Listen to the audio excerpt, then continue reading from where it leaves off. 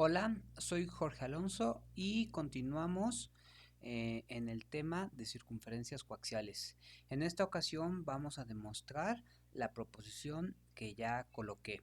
Entonces, la proposición dice que si tenemos dos circunferencias C1 y C2, que son las circunferencias azules en cada caso, y si tenemos una circunferencia C3 que es ortogonal a ellas, es decir, la circunferencia naranja en cada caso, sabemos que si una circunferencia es ortogonal a dos circunferencias dadas, entonces su centro debe de estar en el eje radical de las circunferencias dadas.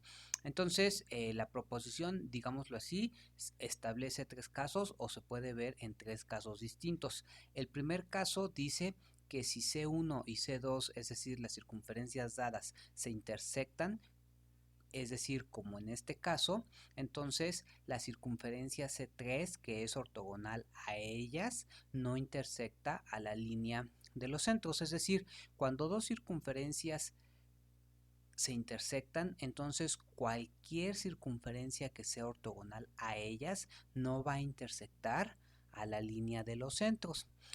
Análogamente, si las circunferencias C1 y C2 se intersectan, si las circunferencias C1 y C2 son tangentes en un punto, entonces cualquier circunferencia que sea ortogonal a ellas también va a ser tangente en ese punto a la línea de los centros. Y otra vez, análogamente, si las circunferencias C1 y C2 no se cortan, es decir, son ajenas como en esta figura, entonces cualquier circunferencia C3 que sea ortogonal a ellas sí va a intersectar la línea de los centros, y de hecho la va a intersectar en dos puntos a los cuales les vamos a llamar L y L', que se llaman puntos límite, pero eso lo vamos a ver en la siguiente proposición. Por lo mientras, lo que tenemos que hacer es eso precisamente. Cuando se intersectan, la ortogonal no intersecta la línea de los centros. Cuando son tangentes, la ortogonal también es tangente,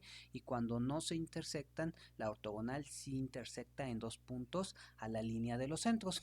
Entonces, para hacer la demostración la vamos a hacer igual en tres casos, aunque los tres casos son muy parecidos y por lo tanto los vamos a hacer casi de manera idéntica. Entonces, lo que vamos a hacer es pues nada más empezar a hacer la demostración. Pues entonces aquí tenemos, este es O1, voy a usar otro color. Este es O1, este es O2, este es O3. A este punto le llamamos T1, a este punto le llamamos T2, aunque creo que no lo vamos a utilizar. Este punto sabemos que es el que hemos llamado M, que es el pie de perpendicular del eje radical a la línea de los centros, y creo que con eso es suficiente. Esta es la circunferencia C1, esta es la circunferencia C2 y esta es la circunferencia C3. Entonces podemos ver lo siguiente: lo que voy a hacer ahorita funciona para los tres casos, por lo tanto lo voy a anotar como cubriendo o dando a entender que puede ser útil o que es útil en los tres casos. Si nos fijamos, el triángulo O3T1, O3T1, O1 es un triángulo rectángulo y por lo tanto cumple el teorema de Pitágoras, es decir, O3 O1 al cuadrado es igual a O3T1, que es R3, es igual a R3 al cuadrado, más O1T1, que es R1 al cuadrado. De igual forma, si nos fijamos, el triángulo O3M-O1, el triángulo O3M O1 es también un triángulo rectángulo y por lo tanto también cumple el teorema de Pitágoras, es decir, O3O1 al cuadrado, O3O1 al cuadrado es igual a O3M al cuadrado, es igual a O3 2m al cuadrado más O1m al cuadrado más O1m al cuadrado. Entonces, si nos fijamos, ambas aplicaciones del teorema de Pitágoras es igual a O3O1 al cuadrado, porque si nos fijamos, la hipotenusa es hipotenusa común a ambos triángulos. Es decir, podemos decir que R3 al cuadrado más R1 al cuadrado es igual a O3m al cuadrado más O1m al cuadrado. Ahora, aquí lo que vamos a hacer es lo siguiente. Esto pasa si solo si R1 al cuadrado menos O1m al cuadrado. Lo que estoy haciendo es colocando del mismo lado lo que tenga subíndice 1 y de este lado va a quedar lo que tiene subíndice 3, es decir, O3m al cuadrado menos R3 al cuadrado. Entonces esta parte es la que me va a servir para hacer la demostración en cada uno de los tres casos. Ahora, con respecto al primer caso, es decir, ahora sí, aquí ya empezamos haciendo el primer caso. Entonces, para el caso 1, vamos a ver lo siguiente. Estamos suponiendo que las circunferencias C1 y C2 se intersectan en dos puntos. Por lo tanto, podemos ver que, por ejemplo, R1 es mayor que O1m, precisamente porque M es un punto del eje radical y las dos circunferencias se intersectan. Esto pasa si y solo si R1 al cuadrado es mayor que O1m al cuadrado, y esto a su vez pasa si y solo si R1 al cuadrado menos O1m al cuadrado es mayor que 0. Ahora, pero si nos fijamos, R1 al cuadrado menos O1m al cuadrado es precisamente lo que tengo de este lado. Es decir, yo por otro lado sé que esto es igual a esto. Es decir, eso quiere decir, esto me implica ya directamente que O3m cuadrado menos R3 al cuadrado es mayor que 0, porque estas dos partes son iguales entre sí. Eso quiere decir, esto pasa si y solo si O3m al cuadrado es mayor que R3 al cuadrado. Ahora, si yo quito los cuadrados, eso quiere decir que O3m es mayor que R3. Es decir, aquí ya nada más hay que ver qué significa esto en el caso 1. Si nos fijamos, O3m de hecho es la distancia que hay del centro de la circunferencia es la distancia que hay del centro de la circunferencia C3 a la línea de los centros. Y R3 pues obviamente es el radio de la circunferencia C3. Entonces lo que estamos viendo es que la distancia que hay del centro de la circunferencia a la línea de los centros es mayor que el radio de la circunferencia. ¿Eso qué quiere decir? Eso quiere decir que por lo tanto C3 no toca la línea de los centros.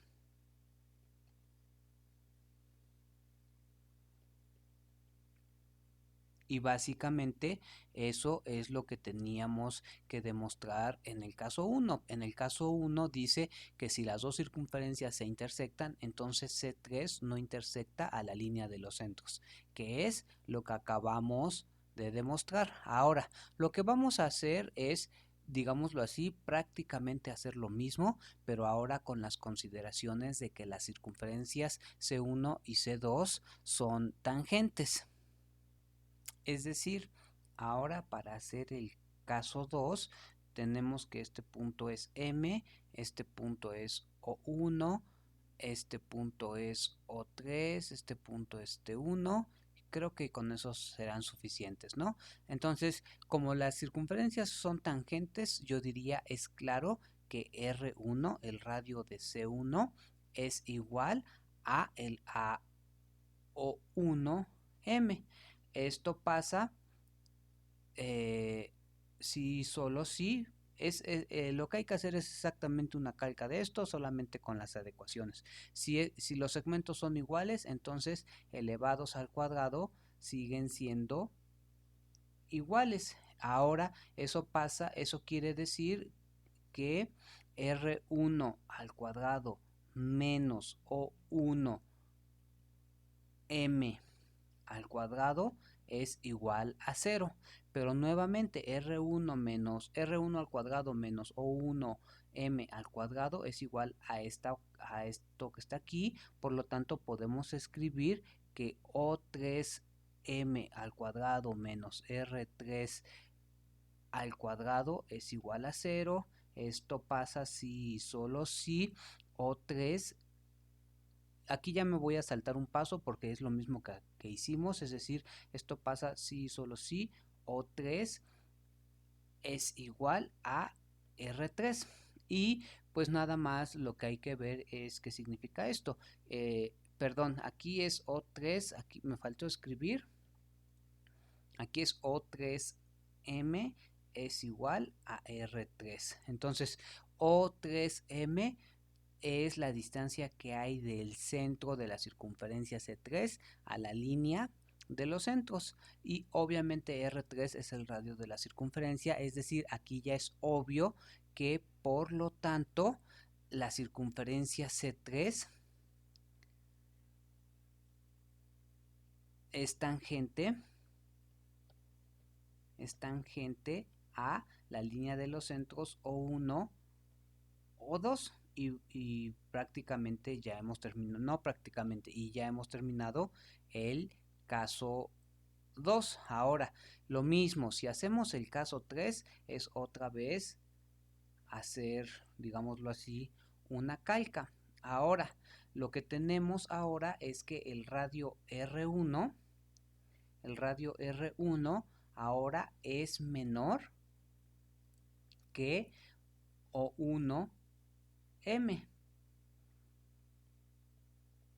Eso quiere decir que al cuadrado se cumple lo mismo, y quiere decir que R1 al cuadrado menos O1M al cuadrado es menor que 0, y por lo tanto, otra vez utilizando este hecho, podemos decir que O3M al cuadrado menos R3 al cuadrado es menor que 0, y por lo tanto pasamos R3 de este lado, quitamos el cuadrado, y eso quiere decir que O3M es menor que R3, y nuevamente lo único que hay que hacer es la interpretación, que es muy clara, de lo que esto significa. O3M es la distancia que hay del centro de la circunferencia C3 a la línea de los centros, y R3 es su radio. Por lo tanto, como el radio en este caso es mayor que la distancia que hay del centro a la línea de los centros, eso quiere decir que C3, por lo tanto, C3 toca en dos puntos. A esos puntos les llamamos L y L', que son precisamente estos que están aquí, L y L', en dos puntos a la línea de los centros O1 o 2.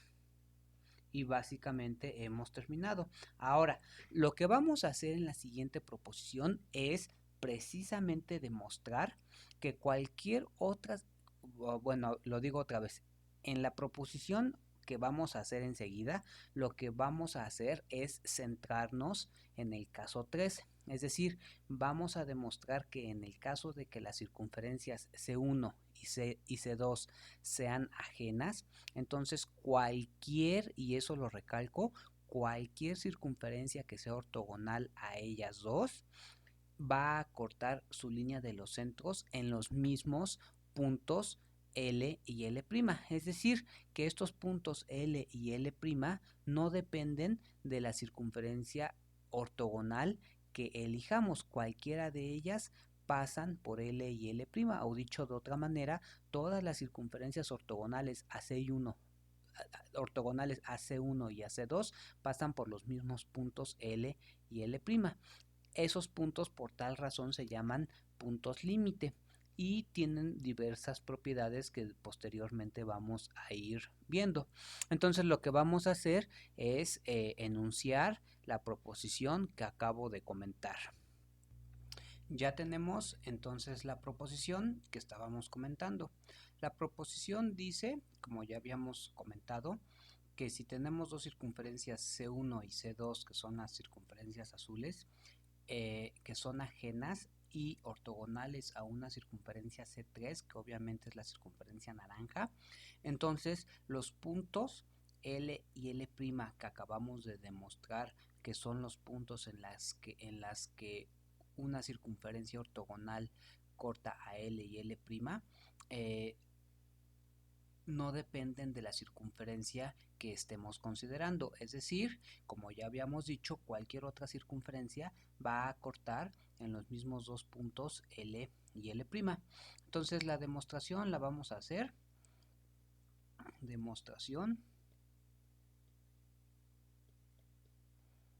Vamos a poner nombres. Este es O1, este es L, este es M, este es L', O2, T1, O3 y a este le vamos a llamar T2.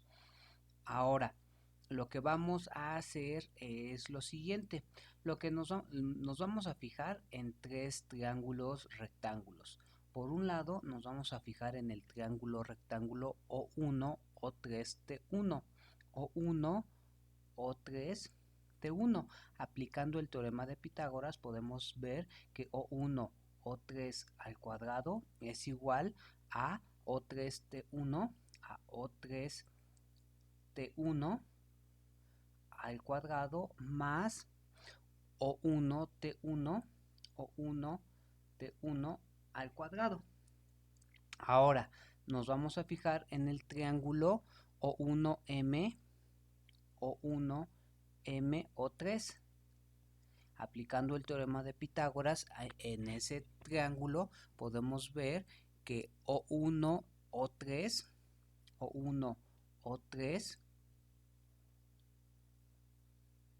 al cuadrado es igual a O1M, es igual a O1M al cuadrado más O3M al cuadrado más O3M al cuadrado, y finalmente nos vamos a fijar en el triángulo rectángulo O3LM. O3LM. Ahí podemos ver que O3L al cuadrado es igual a LM al cuadrado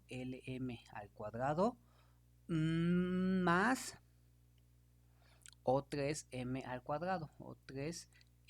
al cuadrado. Ahora, lo que vamos a empezar a hacer es empezar a trabajar con el segmento LM al cuadrado. Entonces, lo único que voy a hacer o que vamos a hacer ahorita es manipular estas tres aplicaciones del teorema de Pitágoras para llegar al resultado que nos va a permitir interpretar que precisamente el punto L no depende de la circunferencia C3 que hayamos elegido. Entonces LM al cuadrado yo lo puedo despejar de aquí y por lo tanto puedo decir que es igual a O3L al cuadrado menos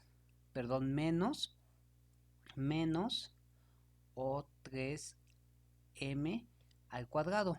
Pero si me fijo, O3M es uno de los catetos del triángulo O3 O1M, es decir, lo puedo despejar de aquí. Aquí está, O3M al cuadrado es igual, bueno, con signo negativo, es igual a menos, es decir, esto es igual a O3L al cuadrado menos O3M, pero O3M al cuadrado lo despejamos de aquí y nos va a quedar como menos O1 O3 al cuadrado más O1 M al cuadrado.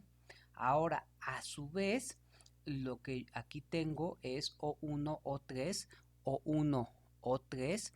Yo lo puedo ver como la hipotenusa del triángulo O3, T1, O1, es decir, del primer triángulo.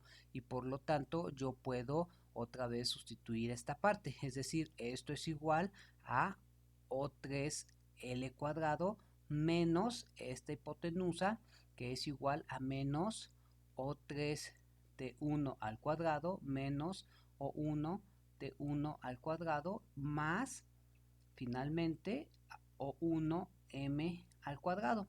Y ahora ya nada más es cuestión de ver qué se va a cancelar aquí. Si nos fijamos, por ejemplo, O3L al cuadrado, O3L es el radio de la circunferencia C3, es decir, esto que está aquí es R3 al cuadrado. Si nos fijamos, O3T1 también es R3. O3T1 también es R3, es decir, esto que está aquí es R3 al cuadrado. Por lo tanto, este se cancela con este. Y por lo tanto, lo único que nos queda es lo siguiente. Nos va a quedar que LM al cuadrado, que es con lo que iniciamos, es igual a, si nos fijamos, aquí nos conviene poner M o 1 al cuadrado, que es esta parte, no importa que lo volteemos porque está al cuadrado, menos O1T1, pero O1T1 es R1, es decir, menos R1 al cuadrado. Ahora veamos esto. Si nosotros sabemos que si yo quiero calcular la potencia del punto M con respecto a la circunferencia C1, una forma de calcular esa potencia es el cuadrado de MO1 menos R1 al cuadrado, es decir, esto que está aquí. Es decir, lo único que estoy tratando de decir es que esta parte no es otra cosa más que la potencia del punto M con respecto a la circunferencia C1. Y si nos fijamos, independientemente de dónde se haya ubicado el punto O3 sobre el eje radical, es decir, independientemente de la circunferencia ortogonal que hayamos elegido, el punto M no se mueve del lugar porque el punto M es el punto que está sobre el eje radical en la línea de los centros. Entonces eso no cambia aunque la circunferencia ortogonal que estemos considerando esté variando. Es decir, esto que está aquí, yo diría que claramente, más bien, claramente es constante, pero de hecho nos conviene todavía decir lo siguiente. Entonces, Lm es igual a la raíz cuadrada de la potencia de m con respecto a C1. Ahora, como acabamos de ver y de decir que la potencia de m con respecto a C1 es una constante que no se ve, o sea, es una constante independientemente de la circunferencia ortogonal que estemos considerando, al sacarle raíz cuadrada sigue siendo una constante y por lo tanto podemos decir que el segmento LM permanece constante independientemente de la circunferencia que nosotros, de la circunferencia ortogonal que estemos considerando. Y esto que está aquí lo podemos interpretar como la distancia que hay del punto L a el eje radical. Es decir, si yo quiero calcular la distancia del punto L al eje radical, precisamente como la línea de los centros es perpendicular al eje radical, esa distancia pues es precisamente la longitud del segmento LM. Por lo tanto, todas las circunferencias que son ortogonales cortan a la línea de los centros separadas del eje radical en la misma distancia. Por lo tanto, todas las circunferencias ortogonales van a pasar por el punto L. Por lo tanto, podemos decir lo siguiente. Por lo tanto, el punto L no depende de la circunferencia C3 ortogonal que se elija. Ahora, falta ver que el punto L' tampoco depende, pero eso ya es hacer exactamente lo mismo que hicimos aquí, pero obviamente ahora trabajando con los triángulos que están del lado derecho, es decir, es hacer una calca, por lo tanto ya lo probamos. Entonces aquí nada más tendríamos que decir análogamente el punto L' no depende de la circunferencia C3 que se elija. Por lo tanto, la conclusión sería que todas las circunferencias ortogonales a C1 y C2 pasan por L1 y por L y L'. Es decir, por lo tanto, toda circunferencia ortogonal a C1 y C2 pasa por los puntos L y L'. Y con eso hemos terminado lo que queríamos demostrar. Le voy a dejar hasta aquí. Creo que con esto ya hemos cubierto un buen pedazo de la teoría de circunferencias coaxiales. Faltan algunas propiedades que vamos a seguir viendo en los siguientes videos. Pues nada, soy Jorge Alonso y nos estamos viendo en el siguiente video. Hasta luego.